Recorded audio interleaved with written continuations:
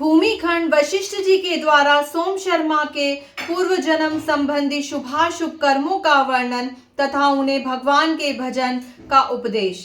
सोम शर्मा ने पूछा, कल्याणी, मैं किस प्रकार सर्वज्ञ और गुणवान पुत्र प्राप्त कर सकूंगा?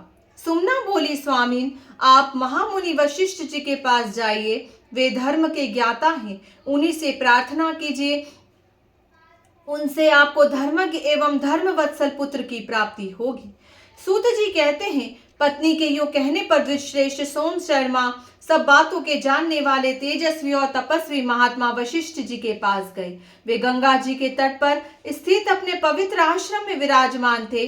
सोम शर्मा ने बड़ी भक्ति के साथ बारंबार उन्हें दंडवत प्रणाम किया। तब पाप रहित महातेजस्वी ब्रह्मपुत्र वशिष्ठ जी उनसे बोले, महामते, इस पवित्र आसन पर सुख से बैठो। यह कहकर उन योगीश्वर ने पूछा, महाभाग, तुम्हारे पुण्य कर्म और अग्निहोत्र आदि कार्य कुशल से हो रहे हैं ना? शरीर से तो निरोग रहते हो ना?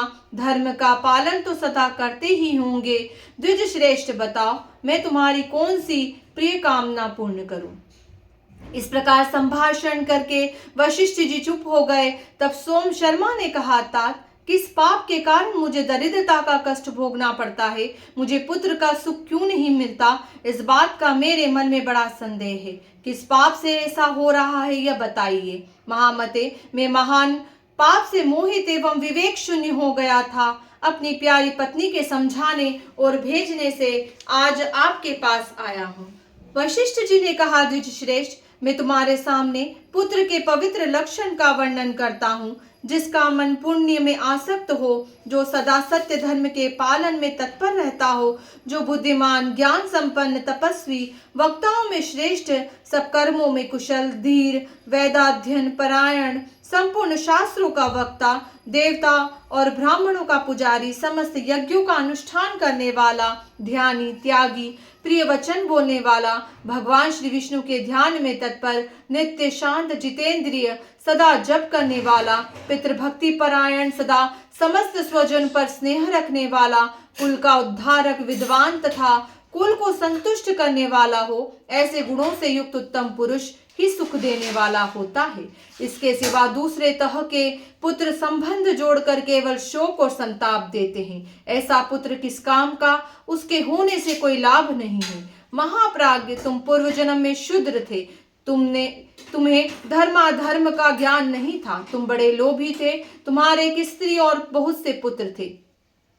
तुम दूसरों के साथ सदा द्वेष रखते थे। तुमने सत्य का कभी श्रवण नहीं किया था, तीर्थों की यात्रा नहीं की थी। महामते, तुमने एक ही काम किया था, खेती करना। बार बार तुम उसी में लगे रहते थे। द्विजश्रेष्ठ, तुम पशुओं का पालन भी करते थे। पहले गाय पालते थे, फिर भैंस और घोड़ों को भी पालने लगे। तुमने अन्न को बहुत महंगा कर रखा था। तुम इतने निर्दयी थे कि कभी किसी को किंचित भी दान नहीं किया, देवताओं की पूजा नहीं की, पर्व आने पर ब्राह्मणों को धन नहीं दिया तथा श्राद्ध काल उपस्थित होने पर भी तुमने श्रद्धा पूर्वक कुछ नहीं किया। तुम्हारी साध्वी स्त्री कहती थी, आज श्राद्ध का दिन है, यह ससुर के श्राद्ध का समय है और यह सास के। महामते, उसकी ये बातें सुनकर तुम घर छोड़कर कहीं अन्यत्र भाग जाते थे। तुमने धर्म का मार्ग न कभी देखा था, न सुना ही था। लोभ ही तुम्हारी माता, लोभ ही पिता, लोभ ही भ्राता और लोभ ही स्वजन एवं बंधु था। तुमने सदा के लिए धर्म को तिलांजलि देकर एकमात्र लोभ का ही आश्रय लिया था। इसलिए तुम दुखी होकर गरीबी से पीड़ित हो।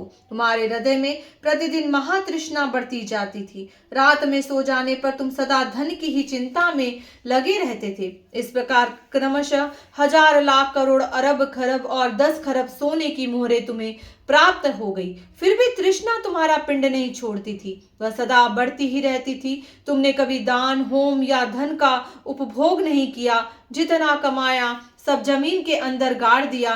तुम्हारे पुत्रों की भी उस गड़े हुए धन का पता न था। तुम्हारे हृदय में तृष्णा की आग प्रज्वलित होती रहती थी। उसी के दुख से तुम्हें कभी सुख नहीं मिलता था। तृष्णा की आग से संतप्त होकर तुम हाहाकार मचाते और अचते रहते। विप्रवर, इस प्रकार मोह में पड़े पड़े ही तुम काल के अधीन हो गए। स्त्री और पुत्र पूछते ही रह गए, किंतु तुमने उन्हें न तो उस धन का पता बताया और न उन्हें दिया ही।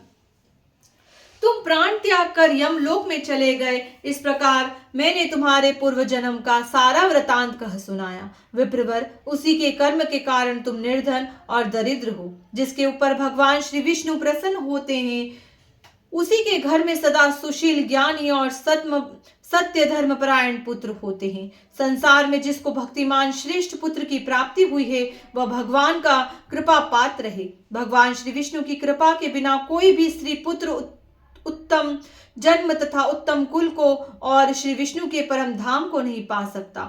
सोम शर्मा ने पूछा, ज्ञान विज्ञान के पंडित विप्रवर वशिष्ठ जी, यदि ऐसी बात है तो मुझे ब्राह्मण वंश में जन्म कैसे मिला? इसका सारा कारण बतलाइए। वशिष्ठ जी बोले, भ्रमण, पूर्व जन्म में तुम्हारे द्वारा एक धर्म संबंधी कार्य भी बन गया था, उसे बताता हूँ। उन दिनों एक निष्पाप, सदाचारी, अच्छे विद्वान, विष्णु भक्त और धर्मात्मा ब्राह्मण थे, जो तीर्थ यात्रा के व्यास से समूची पृथ्वी पर अकेले विचरण किया करते थे। एक दिन वे महामुनि घूमते घामते तुम्हारे घर पर आए। द्विज श्रेष्ठ, उस समय उन्होंने अपने ठहरने के लिए तुमसे कोई स्थान मांगा।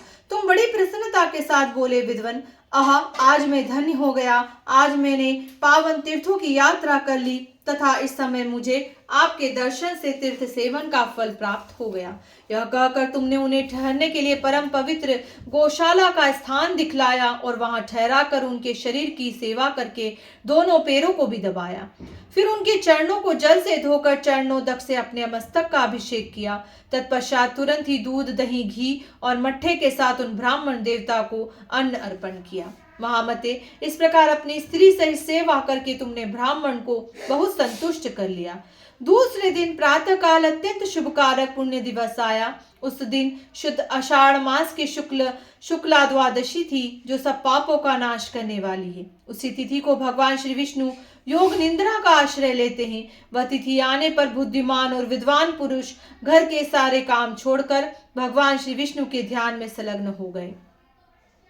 गीत और मंगलवादों के द्वारा परम उत्सव मनाने लगे। समस्त ब्राह्मण वेद के सूक्तों और मंगलमय स्त्रोतों द्वारा भगवान की स्तुति करने लगे। ऐसे महोत्सव का अवसर पाकर वे श्रेष्ठ ब्राह्मण उस दिन वहीं ठहर गए। उन्होंने एकादशी का व्रत किया और उसका महात्म्य भी पढ़कर सुनाया।